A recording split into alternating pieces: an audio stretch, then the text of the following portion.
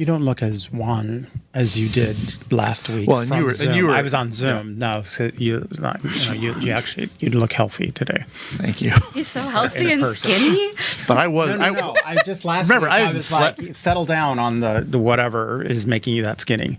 You mean hard work and exercise? Yeah, talk about someone who doesn't eat breakfast. I eat breakfast and I just don't eat anything else. All right, guys, we are connected. So if anyone wants to share it, it's to the YouTube. And then I'm ready to start on your mark, I guess. So I have not gotten the message that it's up yet, but whatever.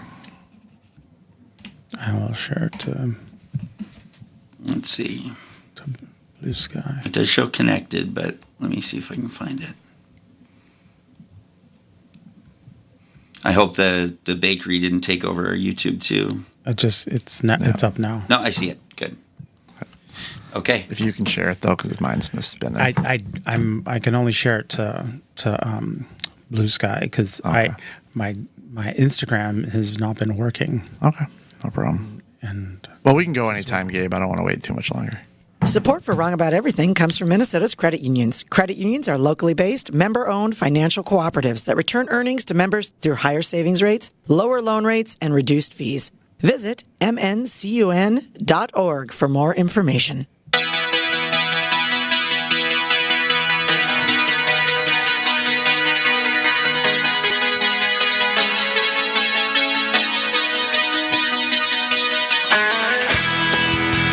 Hey, everybody. Welcome to another episode of the Wrong About Everything podcast. I am GOP strategist and not running for U.S. Senate, Brian McDaniel.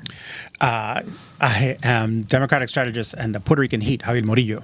And I am the Minneapolis cultural correspondent, Allison Nessie. And I'm State Senator Andrew Lang, coming to you live from the Capitol, third floor, away from the floor, which is a good spot to be right now.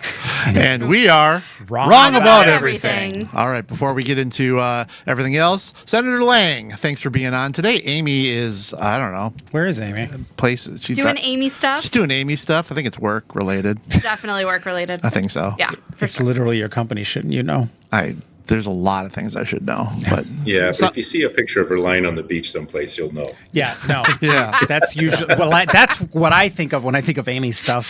It's Instagram selfies. I almost want to say she's going to Duluth, but I don't know. In any event, Senator Lang, why don't you tell everybody who you are and who you represent? Oh, well, State Senator Andrew Lang, let's see. I've been doing this. This is my third term, so I've been here since 2016. So I came in with that huge group of Republicans. We had a baker's dozen of us. Came in 2016. I represent all or some of 4 counties in western Minnesota. It's Chippewa, Renville, Candioi County, and then if you go from the Walmart in Litchfield westbound, I have all of that too. So 87,000 people. Again, this is my third term, so I've been at this for 9 years already. It went fast, and we're in the throes of it right now. We're doing all of the budget omnibus bills, all of the policy omnibus bills are kind of going through the floor right now. So we're having some kind of longer days on the floor. So I appreciate you doing the Zoom call. I really wanted to make it over there, but 94 construction really took that out of the realm of possibility. Is quickly running over. So, well, you're on the transportation committee, so someone should do something about somebody that. should do something about that. Lobbying for I-94 is a little outside my district. Yeah. Did you say take a left at the Walmart?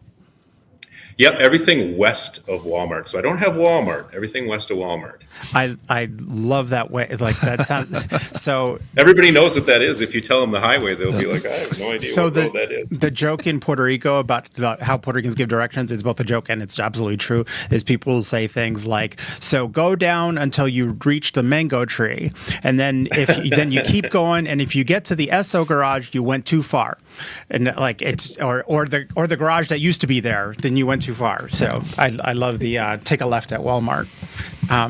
But welcome. Yeah, welcome. And we are You are at the Capitol. We are in the Minnesota Credit Union Network studios, deep within the recesses of MB Studios here in Northeast Minneapolis.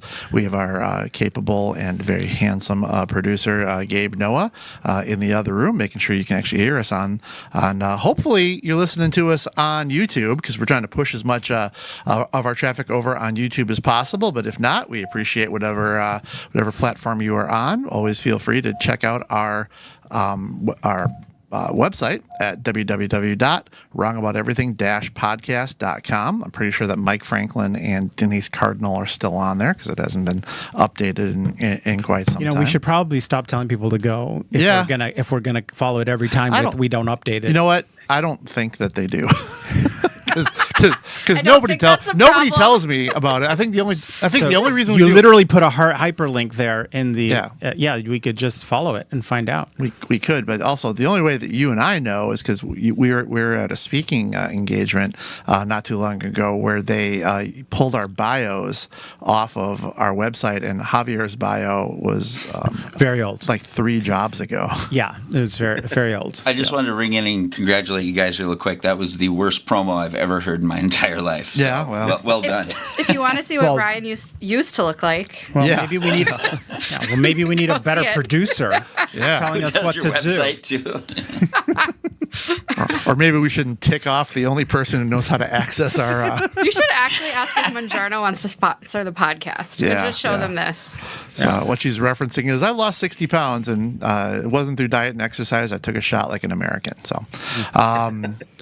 So anyway, we also want to direct you to our good friends at Bradshaw and Bryant. Their entire team of attorneys and staff is dedicated to providing the legal advice you need, combined with the service and personal attention you deserve. If you have questions about how they can assist you with a personal injury, wrongful death, or criminal defense matter, do not hesitate to contact them.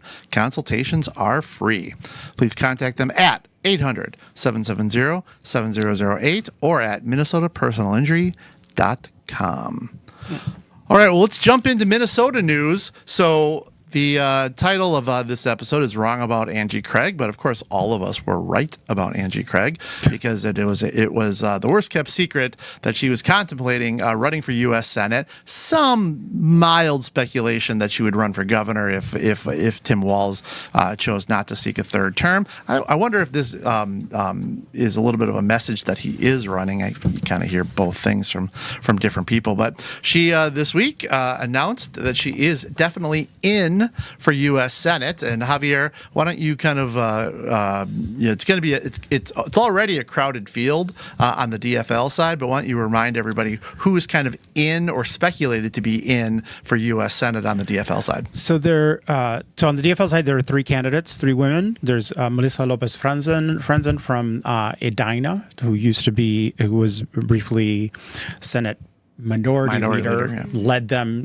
Led them to majority, and then Ron Latz screwed her over in redistricting, and so she didn't fight back. And we all make choices. I was just saying, those are facts. Yeah. The other candidate is Peggy Flanagan, or the current lieutenant governor, and former state house rep. Also, people who listen to this know, personal friend of mine and my candidate, and now Angie Craig. Angie Craig. I think that's that's it. So it'll be interesting. So I think this will for listeners and trying to figure out how to interpret this in terms of lanes and stuff, right? That it was did you see her announcement video? Angie Craig's? Yeah. No. So it was another Jeep. Jeep commercial video. I saw. And her signs were a black Jeep, and I was like, oh no. Yeah, another one. Well, Javier and I both have black Jeeps, and Amy. It's mine and Amy's are tasteful 2-doors. No, mine's bigger. Oh yeah, I agree on that for sure. You gotta go with the 2-door Jeep. Mine's maroon. So right. Oh, you no, too? right. 4-door Jeeps are Humvees. They are so gaudy. They are so gaudy. So, it's just genetics. Mine's bigger. If you can't turn around in a parking stall, what's the point? Exactly. The only people who like them are Brian and lesbians. Yeah. Well, we have a lot. That's just one more thing we have in common. Dakota County. Yeah. Yes. So I think this will be going down, and her opening video was about how she's, ready to fight Trump, which is like interesting to me because she's she's very much positioned herself in Congress as a moderate, and started out this session voting with Trump on things like censuring Rashida Tlaib, on the Lake and Riley Act, which has opened the door for all of the horrors that we're seeing, but everyone, immigrants, including documented legal immigrants and now American citizens being deported without due process, and in other areas, and she's very big corporate funded. And so it'll be an interesting, I think for with some distance the thing for Democrats, I think, to look at it is like sort of where the party is when out of power, and many Democrats are frustrated with Democrats in Washington sort of not standing up. There's this hilarious clip this last week that I saw that of Chuck Schumer being interviewed, and he was being asked, well, so what are you guys doing to stand up to Trump? And he said, we just sent a very strong letter. A very strong letter. Like the flipping of the scarf. Yeah. And we made very, and then he said, and we made very strong points in it. And you got to stop saying strong. Yeah. So who are some of the names that are still speculated to be in for Senate? I think on the Democrat side, I think that's all I've heard. Yeah, I don't know of anyone else. And those three represent three plausible, DFL candidates. Yeah, as far as absolutely, for sure. I mean, Angie Craig probably has the least likely chance to get endorsed. Right. But I'm assuming that she would be going into this with a primary strategy. I think that's already a predetermined outcome. That makes sense. On the Republican side, I would think that she's probably the powerhouse candidate, and you would normally think that the lieutenant governor would have a background that would, envy that. But I think Angie Craig probably has a stronger, for sure, middle of the road campaign, and she definitely seems to be the powerhouse candidate, at least on the Democrat side. I think the Republican side's a little more split up. What was that? The Republican side of that Senate race is a little more. Yeah. Who's gonna? Who are we hearing? We got there's Royce White. Next. Yeah. Who else we got? I love a Royce White candidate. Yeah. Wow. So there's Adam Schwarzy was the other declared one, who I haven't met him yet. He's been kind of making rounds of the Capitol. Pratt's name has been thrown around a little bit. Senator Eric Pratt. Like I said, I need to have a beer with him and have that discussion. Yeah. I think, see what he's thinking. Julia Coleman has talked about it, or at least people have talked about her running. Who am I missing? Representative Kristen Robbins. I've heard her name. Yeah, Kristen Robbins was another one. And there was a couple of other names. I think there was 8 names originally that I heard or were printed. Yeah, so, and on the Republican side, other than Royce White, who is is a known entity, and we've talked about him ad nauseum on the show. There's not a lot of name ID statewide with Representative Robbins, Senator Coleman, and Adam Schwarzy.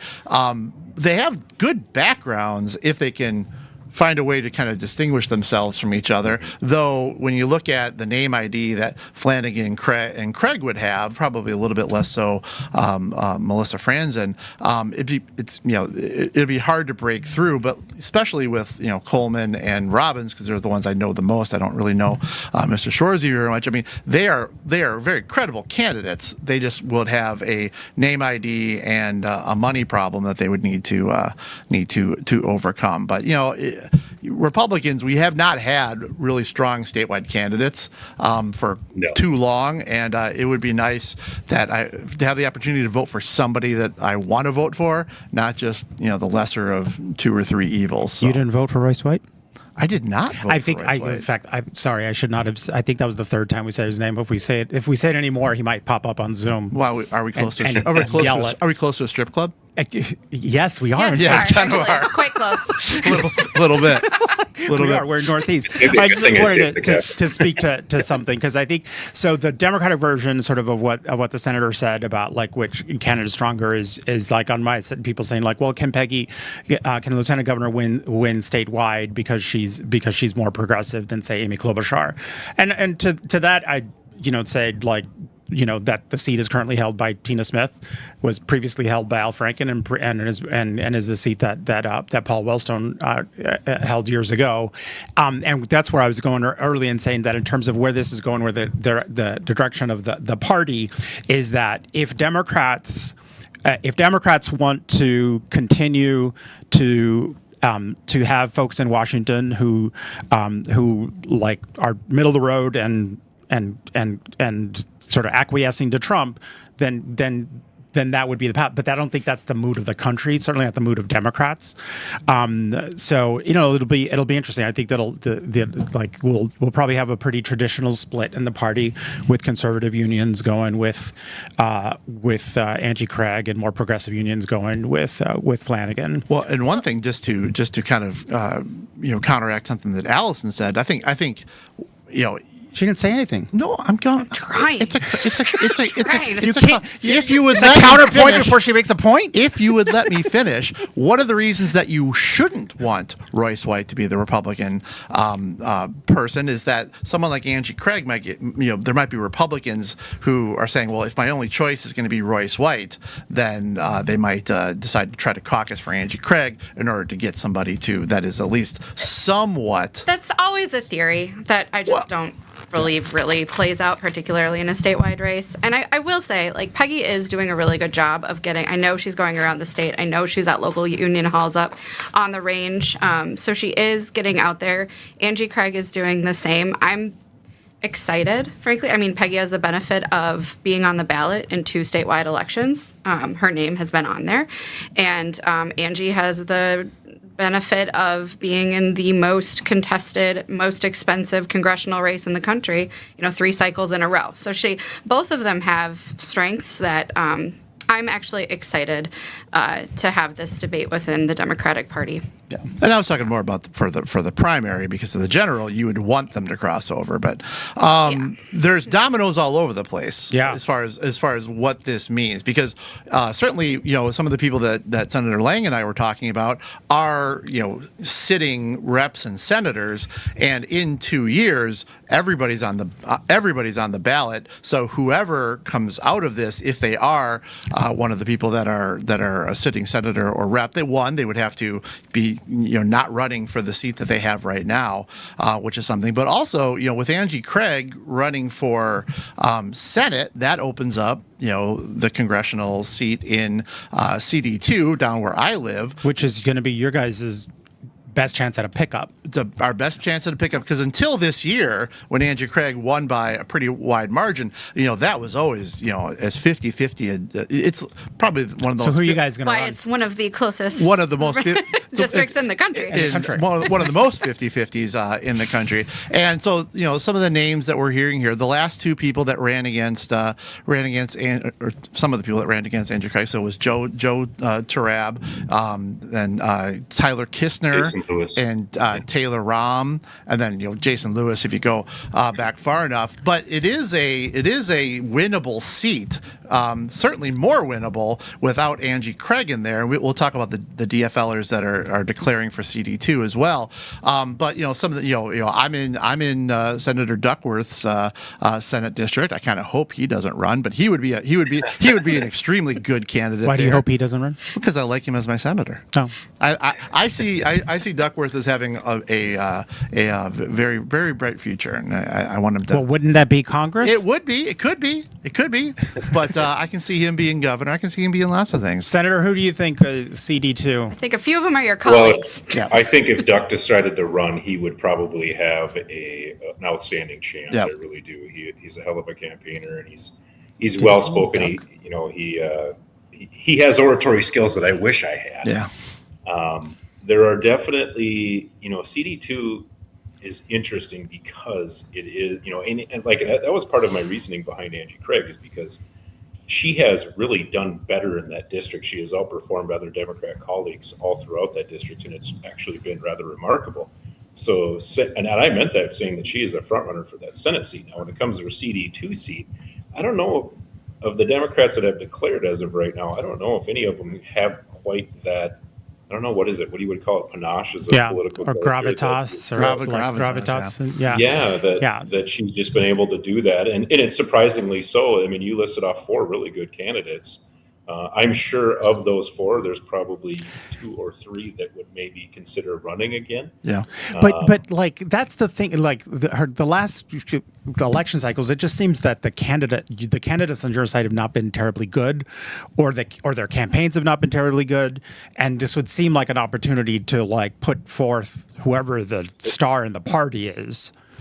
Especially on a statewide. Yeah. On a statewide, our campaigns have been horrible. Oh no, yeah, but I mean the CD2 the CD2 races specifically, that when it's an open seat, like maybe someone with a bigger we had profile. We had mentioned State Senator Pratt for possibly for U.S. Senate, but also he would be somebody who is in the 2nd congressional district and would certainly be there. I mean, there's a little bit. I mean, and I'll speak for myself as someone who's in that district. We have a little bit of an issue where the delegates are just more. I don't even want to call them more crazy. You got some wild ones in CD2. I don't want to call them more conservative. They're more crazy. I'll say it. There's an Action for Liberty, faction. That's what I said. Yeah, I know. Like the base, like the So I think that is one of the things that has kind of hurt us in CD2 a little bit as well, because in order to get endorsed, some people have had to court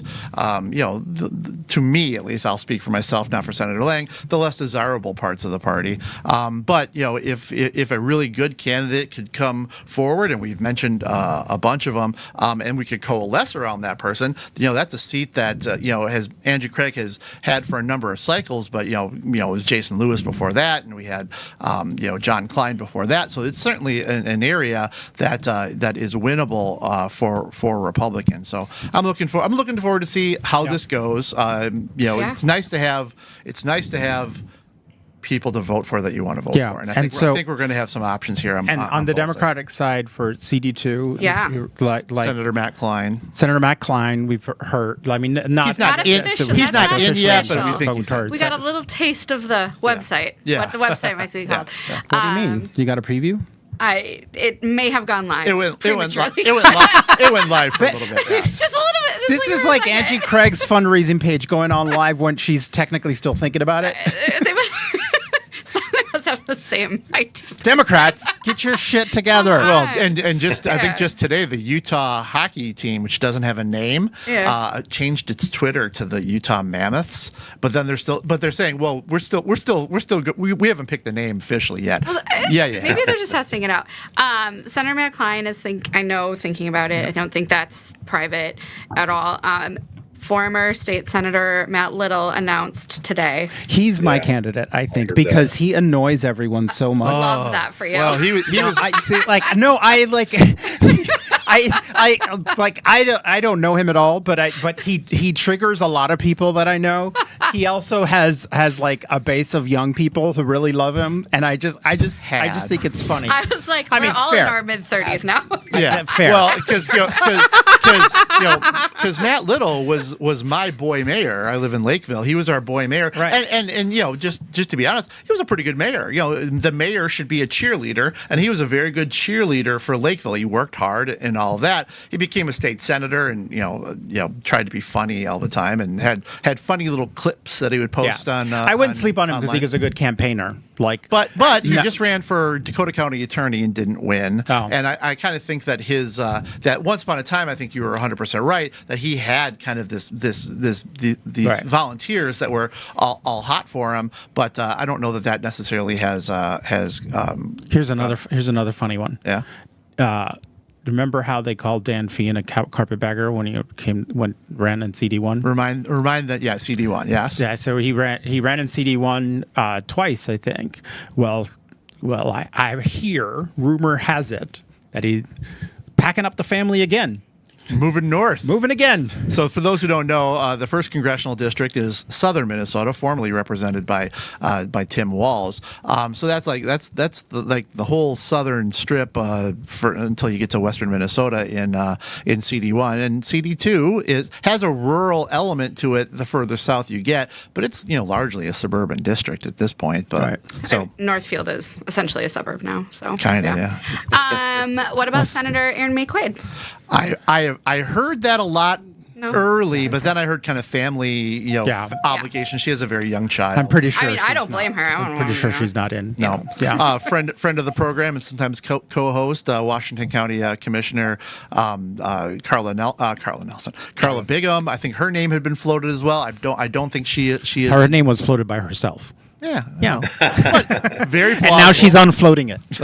That might be. It might She's be. just gonna quell the. It might be quell the rumors. it might be unfloated at this point, but she's been a state rep, a state senator, now a county commissioner. So we got to make sure that she gets she clears the board. Has full understanding of all the layers of government. Right. Yep. No, That would be She's the a Spitfire. Yeah. That would be the elected equivalent of like an EGOT. Yeah. She's got all of that. All right, so that's that. It's going to be interesting. We're going to be talking about this a lot in the days and weeks to come as more people kind of start to throw their names out there and hats in the ring. We did just have a special election this week because up in the northern part of Minnesota in Senate District 6, formerly represented by Justin Eichhorn, where the new senator there is Republican Carrie Heintzman, who won with over 60% of the vote. I'm kind of curious, Senator. So, I don't remember what Eichhorn's percentage was up there, but is this something that we think is giving us a little bit of pause? Should it have been bigger? I know that there was huge turnout. I think it was 51% went out for a special election, which is very, very big. Minnesotans vote. But what's kind of the internal thoughts there as Senator Heintzman? That's actually kind of where I thought we would be. I mean, maybe for me, I kind of have to come from a decade perspective almost now. I beat a long-term incumbent Democrat that no one had gotten within 10 points. I mean, Eichhorn did the same thing. Utke did the same thing. Jasinski did the same thing, where we were beating incumbent Democrats and really it was kind of strange. It wasn't small percentages. We were all winning rather large. Eichhorn at that time in 2016 was actually kind of he was very close. If I remember right, it was several hundred votes that separated him and who was it again? Leroy Stumpf. Yeah. And it was I remember because we couldn't find a candidate and no one had filed. I think he filed the last day. So when he won that seat and then his percentages continued to grow, over 3 election cycles, that was a good thing to see. Yeah, he last won by 2/3 of the vote, it says. He had a 62, 63, something like that in his last go around. Yeah, I checked in 22. He had 63. Okay. So it wasn't. So it's not that far off. It isn't. It isn't. I better run, guys. I got the text message. Oh, all right. Giddy up. Vote. All right. Thank you, right. Senator. All right. Thanks, guys. Thanks for the time. Senator Lang, I got to talk to you about some transportation stuff, but I'll find you later. You can't lobby him on the air. I can do whatever I want. It's Jesus. my podcast. It's Our podcast. settle down there, buddy. Our podcast for my use. Wow. Yeah. Yeah. Well, that was nice. That was nice. Yeah. Oh wow. That I didn't realize there was that On low his side, hum yeah. was from that. I was going to blame Gabe. Oh, I was climbing the walls back here. Yeah, with that. Wait, could podcast listeners hear that? The live people probably, but I don't think it bothered them nearly as much. Will you No. be able to take it out in the Yeah, other? yeah. Okay. Yeah. All right. So those of you listening audio, hopefully don't know what I'm talking about. It wasn't the worst. Yeah, I don't think they But it wasn't noticed because great. it was consistent, while it was going it's on. like I mean, the cicadas. ventilation systems in the Capitol are not great. Yeah. No. Apparently. Yeah, I'm actually surprised that was coming through from that angle. I thought for sure that it was that Gabe had left his. Does mic it have a radiator, like steam radiators? We Is that what that is? we just redid that building. I mean, I'm acting crabby about it, but I love that building. But we just redid it. Everything in there is sort of nice. But Yeah. Anyway, Yeah. let's skip over the Moriarty stuff because we're gonna run out of time here. Right. So let's go to national stuff. Oof. Okay, Democrats. Yes. Yeah. Well, let me before we get to you. Let me just close circuit to our friends at Target and in the business community. Stop with all the politics on both sides. Just sell stuff. So what I'm referencing is that Target donated $1 million to the Trump inauguration. And we know that businesses do that. That's not anything new or that's special just to Target. But for a company that has come under so much fire, first for embracing DEI and LGBTQ issues too much, to in then, your opinion. to then, well, no, I'm saying that was the rub. The people that were arguing with Target, they were saying that they embraced that too much. To then all of a sudden backtracking on a lot of those DEI and LGBTQ stances they took before, and then kind of being boycotted by the left. They seem to have doubled down on that a little bit by donating $1 million to the Trump inauguration. And I am sure that will have no repercussions at all. Well, I mean, I would say one thing. They're not doubling down in the sense that the $1 million that we just learned of the $1 million. But it was before they did the under DEI initiatives. The news of the $1 million comes at a particularly bad time for them because they have the thing about I think there are a lot of I mean I know the only thing I've spent at Target since the election is prescriptions because I haven't yet moved them out of the CVS there to a CVS somewhere else, and there are lots of people who just have changed their habits to I just drive a little more to go to Costco, and the issue, the problem that Target has is that for many, especially metro people, consumers, in Minnesota and elsewhere, thought of Target as like, okay, Target's like the cool place that we could shop. Like so they're actually, I think, getting a disproportionate blowback. But I think that's what happens when you look, moralists and like that you love black people after George Floyd gets murdered and you promise to buy and you fill your store with lots of black owned companies, the products of black owned companies, and then Donald Trump gets elected and he was like, we no longer love people of color and so we're going to end all those initiatives that did those things.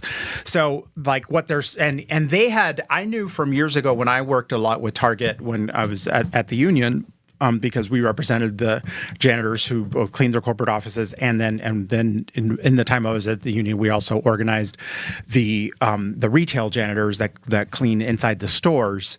And from that time, I know that do you remember back when bathroom issues first came up in North Carolina, like that the Target had announced with the trans issues that Target had announced that people like should feel comfortable in Targets using the bathrooms that they choose, and that what happened at Target, what I had heard from folks pretty high up at Target was that there was this kind of realignment that red states just stopped going to like they stopped expanding into in red states, and that it became sort of a cultural thing about like where one shops. So what's baffling about these moves is that it was 100% predictable to my mind that like if you lost right-wing consumers and you gained like progressive consumers, maybe don't piss off the progressive community because then you're going to be left with nobody. Yeah. Because now, I mean, their earning quarter was pathetic. Their earning quarter has been pathetic. Well, and here's the thing. I mean, I have no problem at all with a company expressing its values. Depending on who owns it or who works there. I have a problem with people thinking that these huge mega corporations are their friends. They are not. And what is disingenuous about how Target specifically, but not just Target, what is disingenuous about it is that they're not expressing values because they are deeply held beliefs by the corporate culture. They are doing it to sell you things. They wanted to sell you rainbow shirts, and now they want to sell you, red hats or whatever it is that they're doing. I mean, they're not selling red hats. Well, I bet you can buy a red hat. I didn't say a MAGA hat. I said a red hat. I'm just using it as an example. A Target hat. I'm not trying to defend them. I'm just saying. Yeah, no. And here's the thing. I mean, I still shop at Target. I shopped at Target before. I shop at Target now because I am there for my convenience. And I don't have a problem with them doing things for the convenience of their customers. And whether that's bathroom things or whatever it might be, that makes sense. People will buy more if they feel comfortable in your store. What they have been doing, in my opinion, is they have been pandering to one side and then the other, and now they have found that they don't have strong allegiances on either side. Now, will people get over it someday? Probably, but this is also something that it's a lesson for other corporations. Either pick a path and stick with it, or else just realize you're a retail establishment, sell shit, and shut up. Right. So, for example, I'm sorry. No, Go on. It is the waffling back and forth that feels, and I think we're particularly aware of it because of Target's large presence in Minnesota, its headquarters, its founding. Like that, we are very proud of Target, so it feels particularly, I think, offensive when they do these things like it, that feels like flip-flopping. And frankly, like we all know the Wall family's politics. It's quite clear. Right. They didn't change them during Obama. Like they, and I mean, in fairness, Obama wasn't threatening to we have an administration that is literally just going after. The Waltons were Democrats at one point, but I think that has so was Strom Thurmond. So around the same time. The Civil War. Sorry, Walton family. But it is the flip floppings of the moment when you're just a profit driven corporate entity that should pick one or shut up. Well, but the thing is that's what's particularly weird about it, right? Is that, again, from my understanding, was because you said like that things will probably go back to normal, maybe, but that's not what happened. To some degree, that's not what happened with their right wing shoppers when the bathroom stuff happened, and so like. It just seems like particularly stupid. I mean, when you look at what Costco did at the same time was to reassert their values of that they would not get rid of DEI. They had activist shareholders that tried to put it before the shareholders for a vote, and the shareholders turned it down. And so lots of people are rewarding them for not being jackasses. And so like the thing the thing about how, look, it was consumerism, and yes, of course they wanted to sell me rainbow shit. And also like it's smart business to make a place feel comfortable for consumers. And so if you decide that your market, it like feels more comfortable with it, that I think that's capitalism, right? And so it felt great to be able to go to a store and see things that were like, I never bought it was really tacky shit, like to be clear. Clearly not gay designer. It was I know who was designing that shit. You specifically weren't the target audience then. No, but I don't know who was, like, but I mean people were buying it clearly, but it was a lot. But it did feel like it's a welcoming space for me, and knowing that and I saw it on the shelves, like that the impact of them bringing in more Black entrepreneurs to sell products. You just saw it in the products, so it feels for a lot of people very personal, and that's just and we could be mad at people for feeling that it's personal, but it is what it is, and this is all a business. So I don't know how they dig out of this. Like, it just seems really dumb. Yeah, and I mean, in such a closely divided country where we do flip-flop pretty often, it's going to be like every 4 years you're going to have different aligning values with politics It's of the not moment. strategic. It's not. It's There are not. people making a lot of money. I'm sure Javier would like to limit how much money that they can make, but that's a different conversation for a different day. There are people making a lot of A money. random socialist dig. Yeah, a little bit. Who are saying this is the course we should take, and those people probably shouldn't have those jobs because it doesn't take a genius to kind of predict what's happening now. No, I mean, I think that the administration's like the thing is like where it's not like what you just said that it'll like goes back and forth. Like we're not in normal times, right? Like we are in like right now the Department of Justice is threatening to sue corporations that have diversity, equity, and inclusion initiatives. Diversity, equity, and inclusion. If you are offended by diversity, equity, and inclusion, I do not get it. I do not get it, except that it's become this right-wing boogeyman. And so, but when you look at what happened with universities, like Columbia University, I don't see how they ever recover from their capitulation to Donald Trump, because you are going to lose academics. Like there'll be professors fleeing and who will want to take a job at a place where you do not have academic freedom, whereas Harvard. And all of the universities who, after Harvard showed a spine, are now showing more of a spine. Mm-hmm. I think like that it's the same as we've seen with the law firms that capitulated, and then those that did not. I think history is going to look back terribly on these law firms that participated in their own extortion by Donald Trump. And to be clear, that's what happened. He extorted them even into giving them, like I was just listening to New York Times podcast this morning. They're saying that by the end of this year, Donald Trump will have raised $1 billion from these extortions. So like he is setting up an infrastructure to make it impossible for our side of the aisle to participate in Democratic politics. He's going after Act Blue. He's going after nonprofits. He's going after political entities of the left, all of which do the exact same things that their counterparts on the right do. But we're not on his side, so he's going after us. And these law firms, including some big Democratic law firms in D.C., are participating in our own destruction.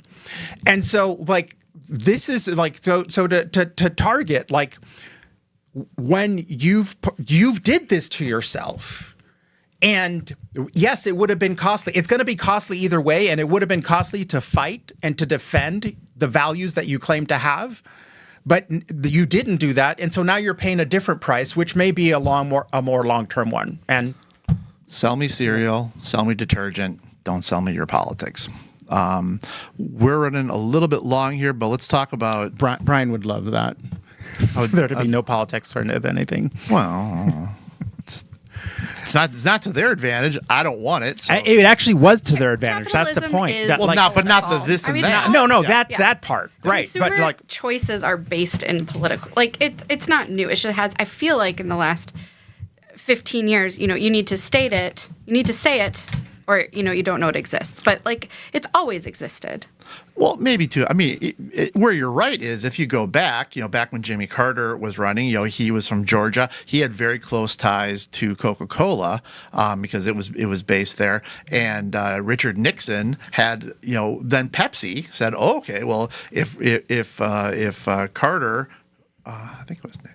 Maybe it was Ford. Tell us about the old times, man. I didn't even. I didn't know. No. I know. I'm older. I did not know this story. Anyway, so what happened? Yeah. Someone which one of them was Coke? Jimmy Carter was Coke because Coke is Atlanta and he was of course, Georgia. yeah. And then it probably would have been Gerald Ford, not Nixon. But maybe I'm wrong there. But Pepsi then kind of tried to kind of like go, okay, well, we're the more conservative brand. We're the, so this does honestly happen. But like for me, I can only really go off of what I'm going. Like I've been more of a Target guy, not Walmart, but I never felt it was because of politics one way or the other. It was what's closer to my house, and then what kind of more like socioeconomic than anything else. For me, it's the overhead lighting. Yeah, and the at ceiling Walmart height. or yeah. Yes. Yeah, no, there's something about Walmart that makes me anxious the second I walk in. The ceilings are too high. The aisles are too high. Yes. It's the overhead lighting, which absolutely not. It makes everything look even cheaper. Yeah.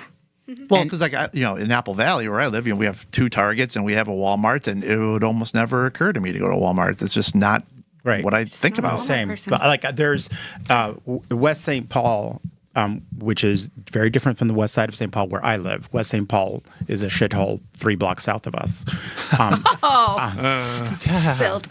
Little joke. Sorry, West St. Paul listeners. But what West St. Paul actually is a series of big box stores, and then with neighborhoods behind them. And those big box stores include Target, Walmart. There's what's that Christian hobby place? Hobby Lobby. Hobby Lobby. Yeah. That's Closed on Sundays. that's where macrame came from. Yes, that's where macrame came from. For people that who was really our old, that was our old safe word. Yeah. That was our old safe word. Oh, for cute. political. Because there was a fight over the Hobby Lobby stuff, and we decided that macrame was the safe word. Yeah. That was and there's a Lowe's, there's a Home Depot, there's all this stuff, but like it literally, like I forget that Walmart is like right there, and I just forget that it's there.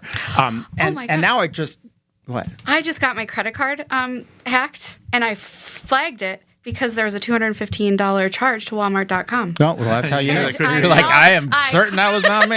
I called the woman yesterday, and I was like, this isn't me. And she's like, there's multiple Walmart charges. I go, not me. Yeah. Definitely not me. It's Like, like- delete all of them. Yeah, Like no, Home- just Home like let me Depot. introduce you to my I forgot friends. Every single one of them be like, what? No. And here I am crapping on them. Now they're going to probably come back. Yeah, like Home Depot is owned by Arthur Blank. I think he's kind of. That's why I go to Lowe's. I think he's conservative aligned. We don't have a Lowe's in my area, but I go to Menards. But it's not because Oh, that's of, not better. No, they are way worse. But it's not because of politics. It's because of customer service and stuff. And Yeah. I feel more See, comfortable. and I go. So I like Lowe's better. They have a black CEO who invests in black businesses, and I just I like them better. But that dude from John Menard. No, from Home Blank. Depot is bananas. Like Little he's bit. super way out there. Right? He owns the As Atlanta is John Falcons. Menard. No, yeah, the Menards but they are regionally crazy. He's nationally I crazy. know. I am an alumni of the University of Wisconsin Eau Claire, where Go Menards Blue Golds. is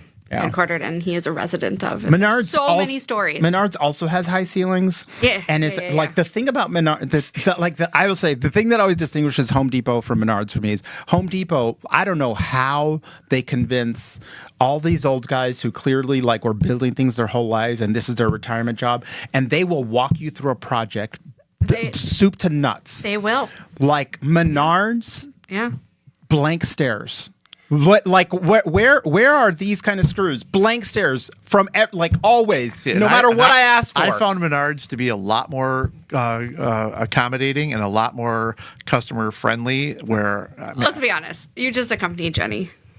Well, Like, come on. I mean, what she are did you? the talking. What are you going to Menards for? Yeah, fair enough. Yeah. Answer the question. sell- Answer the question, witness. they sell Whoppers in bulk. I like my malted milk malt. Yeah. No, they I'm not, do. yeah, They do sell those in bulk. they do. So that's how Jenny can get me to go with her. I was going to say Menards is literally has a grocery store. Why does Menards go to? Why does Menards go to Whoppers? Why does Jenny go to Menards? I think for the same reason. I think we just find it a more comfortable, inviting, customer-friendly store than. I mean, I'm not going to say we don't go to. Your wife's going to text me soon, when she listens to She'll this. back me up on that. No, I know. She's gonna be. She's never mad at me. No. She's always mad at you about the podcast. That's fine. But today she might be. She should be mad at me about lots of stuff. Menards. If it's the podcast, it's the podcast. Okay, we got to go really fast here, but All right. I don't want to ignore what happened in Canada with this week with their elections where they ran against Trump, and then also we're at the 100-day mark for the Trump administration, and his polling numbers ain't great. That was the other thing about the Angie Craig announcement yesterday. If you announce on the 100th day of a new presidency, you're bound to, as you said, not make headlines, and that's what happened. That was a weird not. But I'll actually cover the polling in my Okay, well, we can go to plugs too. Yeah. I got 2 things to plug. So next week, I am hosting May 7th at the Amsterdam Hall, the Moth Story Slam. I'm actually hosting twice this month because I switched with one of the other hosts. Jason. So, with Jason, yeah. So I am hosting this next Wednesday, a week from today, at the Amsterdam Bar and Hall. Tickets are at 6:30. I'm sorry, doors are at 6:30. Show starts at 7:30. Tickets are available online at themoth.org. The theme for next week is Only in St. Paul. I've been trying to think of something. Come on, you work at the Capitol. I know, I got lots of stuff. And then I am hosting again on May 28th at the Parkway Theater in Minneapolis. Same doors 6:30. The stories start at 7:30. The theme is drama. At the Parkway, we often sell out, and I think tickets go on sale 2 weeks before the show. So that one, I went to the Parkway one last month, or maybe the month before. Yeah. It was packed, and it was way more fun than I was expecting. It was a lot of fun. And I haven't even talked to you about this. I wanted to. Sometimes on this show, you're not happy because things in the world make you sad. I saw you up on that stage, and you had pure joy in your face, and it made me happy to see you doing something that brought you joy without having to have all of the death, destruction, and politics of this. Thank you. He's a huge attention whore. Well, we all are. He was saying something nice, but I know. Jesus I'm just interpreting Christ. for the audience. About to say no. He did call me afterwards and say that. No, and it genuinely is the thing I love doing the most. I would do it every day if I could. Yeah. So it's a really, really, really fun event. It's just a fun show. And the audience brings the show because the storytellers come from the audience. So there we go. Got anything else? Anything to plug? No. And I'll just talk about Amy and I every Tuesday are on the BS show. But let's go to Spanks and Thanks because we are running long. I'll start. This last week, we learned that 3 U.S. citizen children were deported with their mother to Guatemala. I'm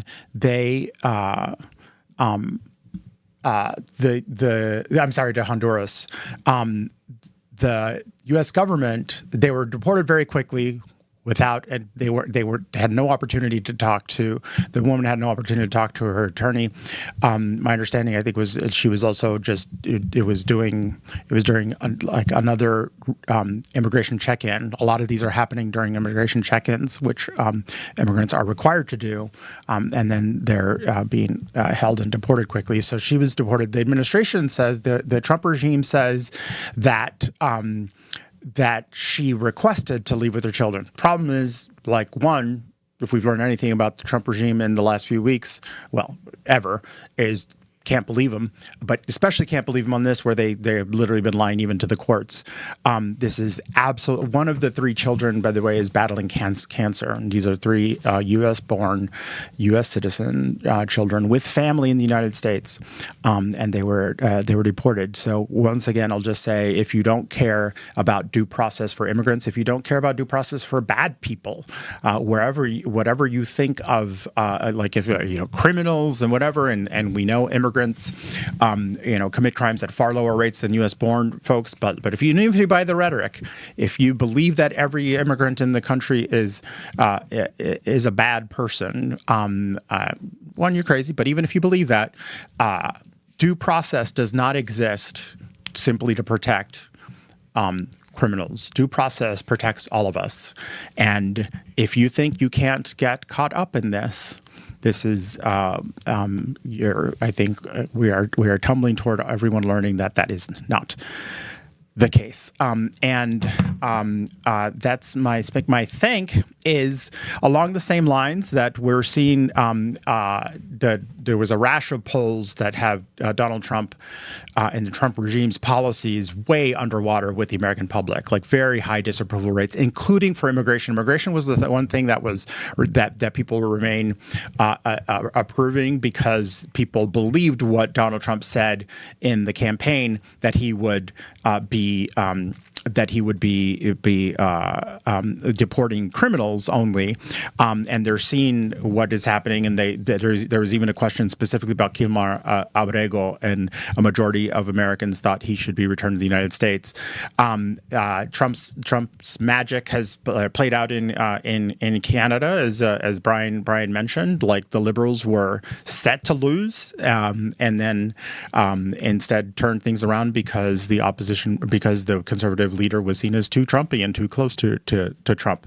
So my thank is to all the folks who've been pointing to, and people like Chris Van Hollen. There were Democratic consultants and who were quietly saying in the press that the Democrats shouldn't play into Donald Trump's hands on immigration. And sometimes you got to do the right thing. And Chris Van Hollen did the right thing to stand up for due process for Kilmar Abrego Garcia. And by doing that, by making this an issue, we've helped change people's minds. We should not poll to say, well, people think this, so therefore that's our position. That's what's wrong with Democrats. That's why I'm annoyed by Democrats like Angie Craig, because if we stand for nothing and if we just go along, well, the country's Trumpy now, so I'll vote with Trump on the Lake and Riley Act, and then pretend to be pro-immigrant in another instance. All the Democrats doing that, you're just confirming for people that our party stands for nothing. So thank Chris Van Hollen for standing up and for showing that by doing that, the American public will come along with us. Allison? Thank you, Javier. And I am going to focus on more local things because that was, yes. Yeah. So my spank is actually in the CD2 congressional race on the Democratic side, and that is towards former Minneapolis DFL Vice Chair Mike Norton, who I only know from Twitter. No. Sorry, X or whatever. And it's actually, he's a pretty effective troll. He's a super effective But didn't he go on a bike like, ride with Walter Hudson and everyone yelled at him? I forgot about that. That sounds right. Which, a broken clock is right twice a day. Like, not all of his shots are misses, but he is.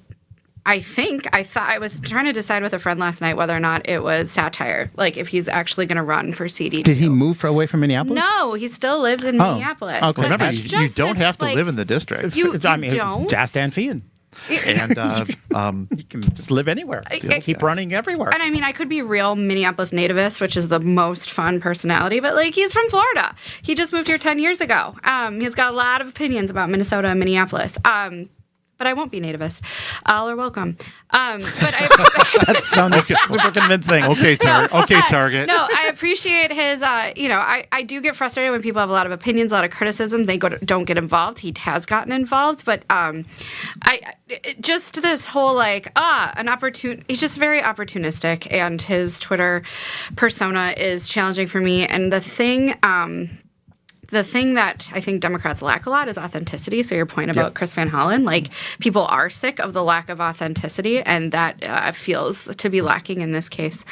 My thank is for last night. This is selfish and personal, but the Minnesota House had the housing bill on the floor, and it's actually been an interesting and a very good, I think, thing to see that because of the tie in the House, all of these bills have to be compromised. They have to get be bipartisan in votes. The chairs have to work together. So it's after some very divisive years in the House, and rightfully so. The DFL has been in the majority for 6 years, and I like that better. But Chairs Howard and Igo, the two housing chairs, were able to, what I think, put together a fantastic bill to address Minnesota's housing crisis, frankly. And they worked together really well the entire time, and they focused on the issue and not the politics. And I just really appreciate it. So I want to thank them both. That's awesome. Yeah. All right. So I will go quickly with mine. So my spank is going to be to all the people that are focusing on what color suit Donald Trump wore to the funeral of Pope Francis. Not for the reason you think. Let's all remember back when the world was going to end because Obama wore a tan suit, Or because Zelensky didn't wear a suit at all. So when you go to a funeral, yes, I would think you would wear a dark suit, charcoal, black. But you know what? In terms of the Pope, there was a request. Well, a dress code request. And like in the article, even the article saying the Vatican isn't really focusing on that. But that's not even what my spank is about. My spank is because the pictures that are being used focusing on Trump have him surrounded all by people in black. And when you look at the actual picture, many, many, many, many people of all faiths, races, genders were wearing blue, including the Prince of Wales and Jordan's King Abdullah and Indian President Murmu, and Vladimir Zelensky didn't wear a suit at all. And it takes away from what they were there for, which is to celebrate an extremely popular pope. That is what we should be talking about, not wasting our time essentially trying to manufacture fibs that Donald Trump is the only person wearing blue. So anyway, if that's what you took away from the Pope's life and the Pope's funeral, you are spanked. My thank is going to be to, this is going to sound like sports ball, but it's not, but to Pittsburgh Steelers first round draft pick, Derek Harmon. He was a Michigan native, played football at the University of Oregon. So he was drafted with the 21st pick in the 2025 NFL draft by the Pittsburgh Steelers. And later that night, his mother passed away. She was in the hospital. She was on life support. This was not something sudden. This was something that was unfortunately expected. But on one of the happiest days of this kid's life, I'm just very happy that his mother did live long enough to be able to know that he had been that his dream had come true and he was drafted in the first round. It sounds like a sad story, but I actually think it's a pretty great story, and hopefully let's all remember that as we're criticizing these young men for their football playing, that they are very young. They have mothers, they have brothers, they have grandparents, and they're real people. So with that, I am GOP strategist and still waiting to get my call for the NFL draft, Brian McDaniel. I am Democratic strategist of Puerto Rican Heat, and we're thanking Senator Lang. Yes. Javier Murillo. I am Allison, very thankful of Senator Lang Nessie for giving his time. Senator Andrew Lang, thank you so much for being on. We'll have you on again when you're you're not. It not. sound like his last name was Nessie. Senator Lang Nessie. Hyphen. There's a hyphen in there somewhere. Ooh. No. No. Oh, God, no. And we are Wrong about everything. everything. Let me away. be clear. Nope.